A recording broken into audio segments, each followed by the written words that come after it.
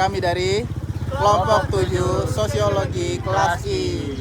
Dadah. Hai guys, saya Syekh. Saya Zikri. Saya Denti. Saya Mila. Saya Jody. Asik.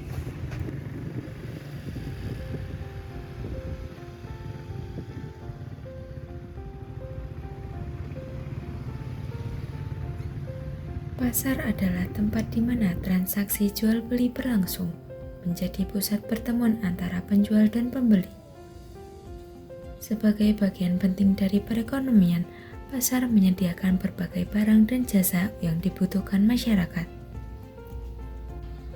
Di dalam pasar, para pedagang memainkan peran utama sebagai penyedia barang yang menawarkan produk mereka kepada pembeli.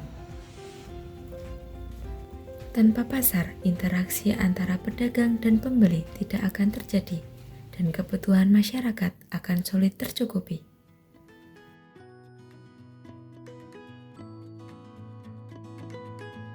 Pedagang pertama bernama Ibu Murjinem. Ibu Murjinem merupakan seorang pedagang yang telah berdagang kurang lebih 10 tahun di pasar Telogorejo. Saat ini beliau menjual buah-buahan seperti mangga dan pisang, serta kerupuk mentah. Namun pendapatannya seringkali tidak stabil, terutama sejak pasar tempatnya berjualan dipindah akibat renovasi. Banyak pembeli enggan turun dari kendaraan, sehingga beliau harus mencari lokasi yang lebih strategis. Ibu Murjinem menyewa lapak di pasar Telogorejo dengan membayar karcis harian sebesar Rp6.000 kepada pihak kelurahan. Selain itu, biaya sewa bulanan untuk lapak bisa mencapai Rp100.000. Hal ini berbeda dibandingkan sebelumnya saat pasar dikelola oleh sebuah PT yang kontraknya habis setelah 20 tahun.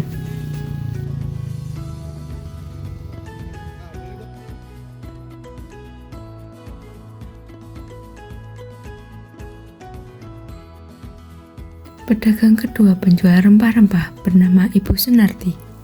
Ibu Sunarti sudah berjualan sejak tahun 2002. Sebelum berdagang di pasar Telogorejo, Ibu Sunarti mempunyai usaha ternak burung puyuh. Setelah tidak beternak, Bu Sunarti berdagang rempah-rempah di pasar Telogorejo. Bu Sunarti membuka lapak dari jam 7 pagi hingga 11 siang.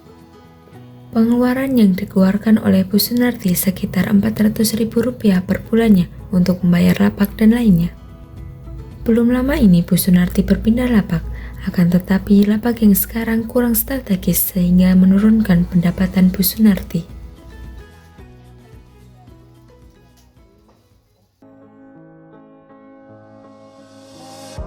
Pedagang ketiga bernama Pak Nanang. Beliau berjualan gorengan dari tahun 2014 dan sudah berjualan selama 10 tahun. Anggota keluarga Pak Nanang berjumlah 7 orang, di antaranya istri, ibu mertua, dan 5 orang anak. Pak Nanang mulai meracik adonan gorengan pukul 3 pagi hingga pukul 5 pagi. Setelah itu Pak Nanang berangkat ke pasar Telogorejo untuk berjualan. Di lingkungan pasar Telogorejo, hubungan sosial antar pedagang terjalin dengan sangat baik. Tidak ada persaingan yang tidak sehat sehingga suasana pasar menjadi harmonis dan mendukung satu sama lain. Di pasar Telogorejo, Pak Nanang dikenakan biaya lapak per bulan 100.000 dengan retribusi seperti parkir 2.000 per harinya.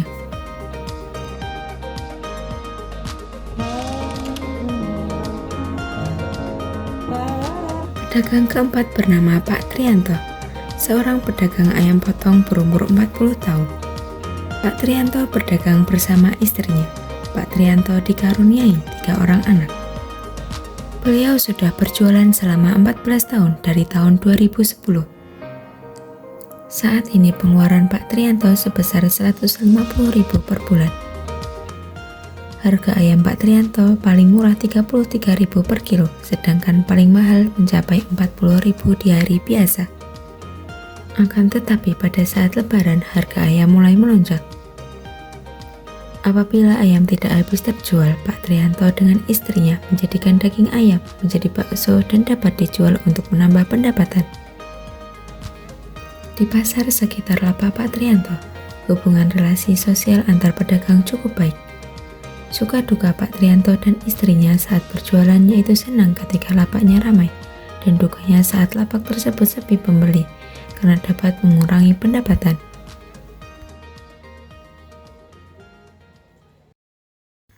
Ibu Suwarsih beranggota keluarga 4 orang, diantaranya 3 orang anak dan Ibu Suwarsih sendiri. Suami Ibu Suwarsih telah meninggal dunia. Beliau sekarang berumur 64 tahun. Ibu Suwarsih berdagang pakaian daster di pasar Telogorejo. Pengeluaran tiap bulan Ibu Suwarsih mencapai sekitar 350.000 untuk membayar lapak dan retribusi seperti kebersihan dan uang parkir. Ibu Suwarsih berjualan daster sejak tahun 90-an dan pindah ke pasar Telogorejo sejak tahun 2002. Dulunya Ibu Suwarsih berjualan di pasar induk Telogorejo yang saat ini sudah terbengkalai. Ibu Suwarsih juga melayani jualan online melalui story WhatsApp. Lapak Bu Suwarsih buka dari pukul 7 pagi hingga 10 pagi. Anak Bu Suwarsih juga membuka jualan online dan terkadang juga menjualkan pakaian daster milik ibunya.